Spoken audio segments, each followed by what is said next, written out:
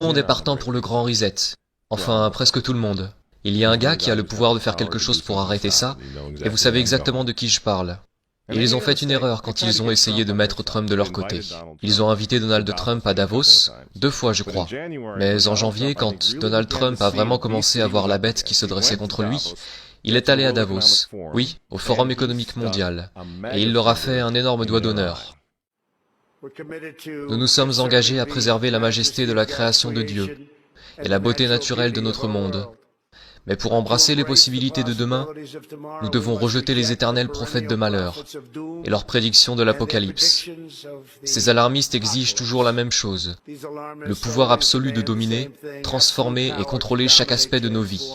Nous ne laisserons jamais les socialistes radicaux détruire notre économie et ruiner notre pays.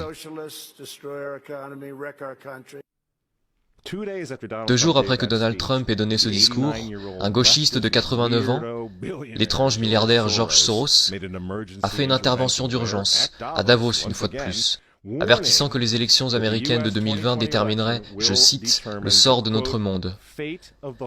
Maintenant, puisqu'on parle de Davos, jetez un coup d'œil une fois de plus. C'était 1 mois après que Donald Trump s'est adressé à Davos et leur a fait un doigt d'honneur. Voici ce que le pape François et l'économiste Jeffrey Sachs ont répondu. C'est un pays dangereux en ce moment. Il sera absolument dangereux si Trump est réélu.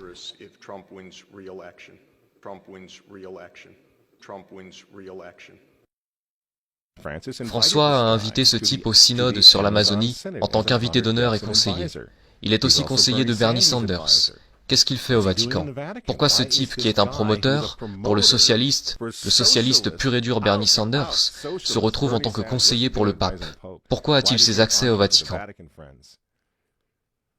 Jeffrey Sachs soutient l'avortement et la contraception, mais ce n'est pas un problème pour le Vatican. Pour le Vatican, pour le pape François et pour ses amis à l'ONU, c'est évidemment Donald Trump le problème. Je considère clairement l'administration Trump comme un danger pour le monde, mais tel que je le vois, comme un phénomène purement temporaire, qui disparaîtra en 2020.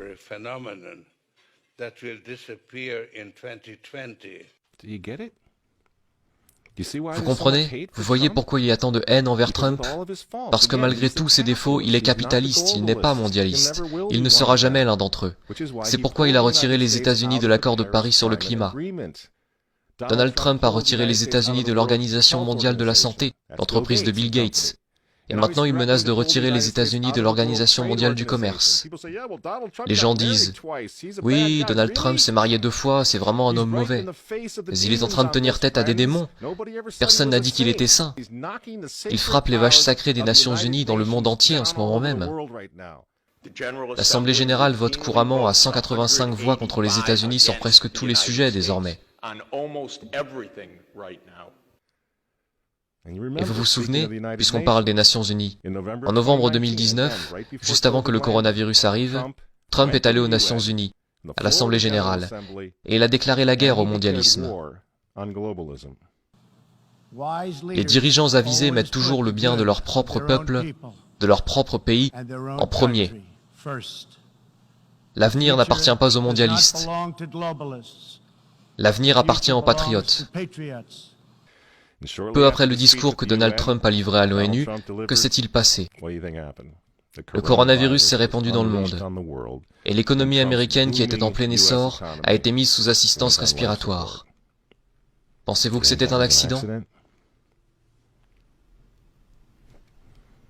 Donc quand ils vous disent, et qu'ils nous disent à tous, de rester à la maison, de porter un masque, pour que grand-mère ne tombe pas malade, vous devez comprendre ce qui se passe vraiment. Ils ne se soucient pas de votre grand-mère. Ils ne s'occupent pas des personnes âgées. Ils ne se soucient pas des bébés. Ils veulent les avorter, afin de pouvoir sauver notre société.